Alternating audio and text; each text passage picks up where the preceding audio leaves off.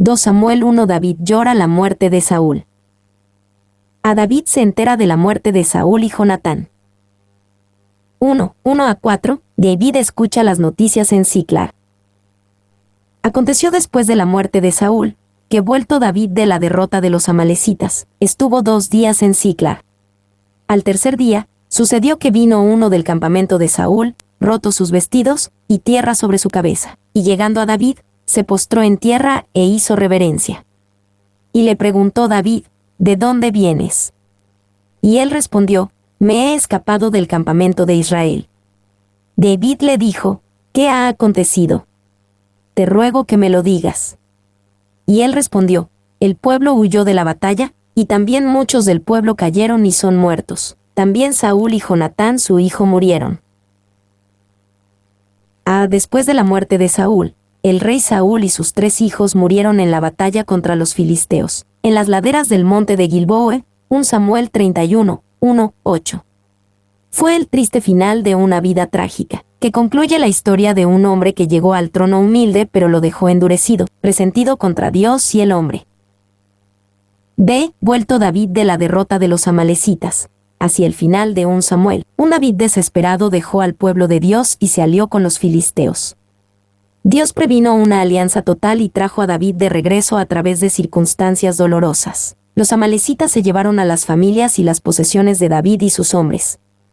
Fortaleciéndose en Dios, 1 de Samuel 30, 6. David derrotó a los amalecitas y regresó con todos y con todo.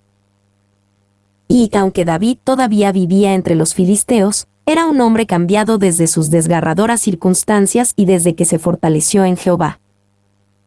2. Cuando David regresó triunfante de Siclag, supo que la batalla entre los filisteos y los israelitas acababa de terminar. Ciertamente estaba preocupado por el resultado de esa batalla. C.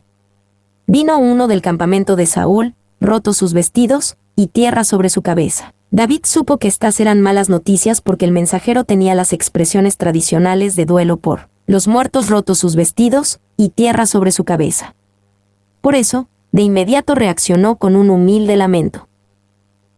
2, 5-10, la historia de la amalecita.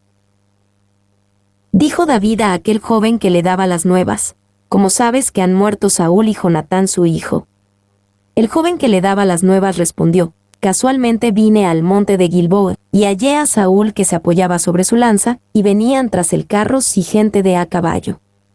Y mirando él hacia atrás, me vio y me llamó, y yo dije, Jim aquí. Y me preguntó, ¿quién eres tú? Y yo le respondí, soy amalecita. Él me volvió a decir, te ruego que te pongas sobre mí y me mates, porque se ha apoderado de mí la angustia, pues mi vida está aún toda en mí. Yo entonces me puse sobre él y le maté, porque sabía que no podía vivir después de su caída, y tomé la corona que tenía en su cabeza, y la argolla que traía en su brazo, y las he traído acá a mi señor. Casualmente vine al monte de Gilboa. Algunos se preguntan si este amalecita dijo la verdad. Dijo que misericordiosamente terminó con la vida de Saúl después de que el rey se había herido de muerte. 1 de Samuel 31, 4. Puede ser que simplemente haya sido el primero en toparse con el cadáver de Saúl y haya tomado la corona real, su argolla para recibir recompensa de David. Y todo el relato que da este joven es una invención. En muchos de los detalles es tremendamente contradictorio. No hay ningún hecho en el caso más que lo que trajo, la corona, o diadema, y las argollas de Saúl, que, como parece haber sido un saqueador de muertos, se encontró en el campo de batalla, y se los llevó a David y le dijo la mentira de haber matado a Saúl solo para congraciarse con David. Clarke. 2. Podemos concluir que esta era una mentira porque 1 de Samuel 31, 5 dice que el escudero de Saúl vio que estaba muerto. B. Soy amalecita. Si tomamos la historia de la amalecita como cierta, esta es una afirmación escalofriante.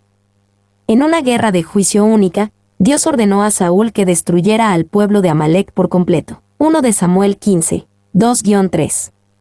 Saúl falló en hacer esto y fue una amalecita quien trajo un amargo final a su trágica vida. Y, aunque la Biblia no lo menciona específicamente, Amalec es comúnmente considerada como una ilustración de nuestra naturaleza carnal. Al igual que nuestra naturaleza carnal, Amalek se enfoca en atacar a los cansados y débiles. Deuteronomio 25, 17-18. Al igual que nuestra naturaleza carnal, Amalek no teme a Dios. Deuteronomio 25, 17-18. Al igual que con nuestra naturaleza carnal, Dios ordenó un estado permanente de guerra contra Amalek. Éxodo 17:16. Al igual que nuestra naturaleza carnal, la batalla contra Amalek solo se gana en el contexto de la oración y buscando a Dios. Éxodo 17:11. Al igual que con nuestra naturaleza carnal, Dios promete un día borrar por completo el recuerdo de Amalek. Éxodo 17:14. Al igual que con nuestra naturaleza carnal, Josué gana la batalla contra Amalek. Éxodo 17:13. Al igual que nuestra naturaleza carnal, Amalek fue alguna vez primero, pero un día será el último. Números 24:20. Al igual que nuestra naturaleza carnal, Amalek se alía con otros enemigos en la batalla contra el pueblo de Dios. Jueces 3:13. 2. Usando esta imagen, vemos que el fracaso de Saúl al no lidiar con Amalek cuando Dios se lo ordenó, terminó en ruina, con una amalecita asestando el golpe de muerte. De la misma manera, cuando fracasamos al tratar con la carne cuando Dios nos indica, podemos esperar que esa área de la carne regrese y nos aseste golpes mortales. C. Y tomé la corona que tenía en su cabeza, y la argolla que traía en su brazo, y las he traído acá a mi señor. Podemos imaginarnos fácilmente a la Amalecita sonriendo mientras decía esto, asumiendo que David se alegraría de que su enemigo y rival estuviera muerto. Ahora David podría tomar la corona real y la argolla y usarlos él mismo. 3. 11-12. La reacción de David. Lamento por Saúl. Entonces David, haciendo de sus vestidos, los rasgó, y lo mismo hicieron los hombres que estaban con él. Y lloraron y lamentaron y ayunaron hasta la noche, por Saúl y por Jonatán su hijo, por el pueblo de Jehová y por la casa de Israel, porque habían caído a filo de espada. Entonces David, haciendo de sus vestidos, los rasgó. Cuando David se enteró de la muerte de Saúl, lloró. Podríamos haber esperado una celebración por la muerte de este gran enemigo y rival, pero David y sus hombres lloraron. Y, por pura envidia, odio, rencor e impiedad, Saúl le arrebató a David su familia, hogar, carrera, seguridad y los mejores años de su vida, y Saúl permaneció sin arrepentirse hasta el final. Sin embargo, David y sus hombres lloraron y lamentaron y ayunaron cuando se enteraron de su muerte. 2. El contraste demuestra poderosamente que nuestro odio, amargura y falta de perdón son una elección, no nos son impuestos.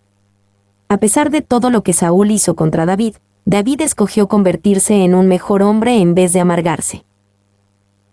B. Y lo mismo hicieron los hombres que estaban con él. Estos hombres tenían sus propias razones para odiar a Saúl, pero siguieron el ejemplo de su líder, David, y respondieron al odio y al veneno de Saúl con amor. C. Por Saúl y por Jonatán, por el pueblo de Jehová y por la casa de Israel. La tristeza de David fue primero por Saúl, pero también lo fue por su gran e íntimo amigo Jonatán. Pero más que eso, era por el pueblo de Dios como un todo, pues estaban en una peligrosa y desesperada posición debido a la muerte del rey y a la derrota ante los filisteos.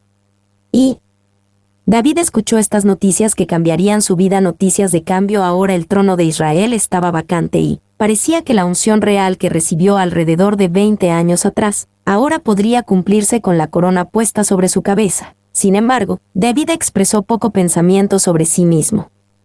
Su alma generosa, ajena a sí misma, derramó un torrente de las más nobles lágrimas que se derramaron por Saúl y por su hijo Jonatán, por el pueblo del Señor y por la casa de Israel, porque habían caído a espada. Meter 4, 13-16. David ejecuta a la Amalecita. Y David dijo a aquel joven que le había traído las nuevas, ¿de dónde eres tú? Y él respondió, yo soy hijo de un extranjero, Amalecita. Y le dijo David, ¿cómo no tuviste temor de extender tu mano para matar al ungido de Jehová? Entonces llamó David a uno de sus hombres, y le dijo, ve y mátalo. Y él lo hirió, y murió. Y David le dijo, tu sangre sea sobre tu cabeza, pues tu misma boca atestiguó contra ti, diciendo, yo maté al ungido de Jehová. ¿De dónde eres tú? El joven amalecita probablemente creía que David se estaba preparando para recompensarlo. B. ¿Cómo no tuviste temor de extender tu mano para matar al ungido de Jehová? A pesar de muchas oportunidades para defenderse legítimamente, David se negó a extender la mano y destruir a Saúl.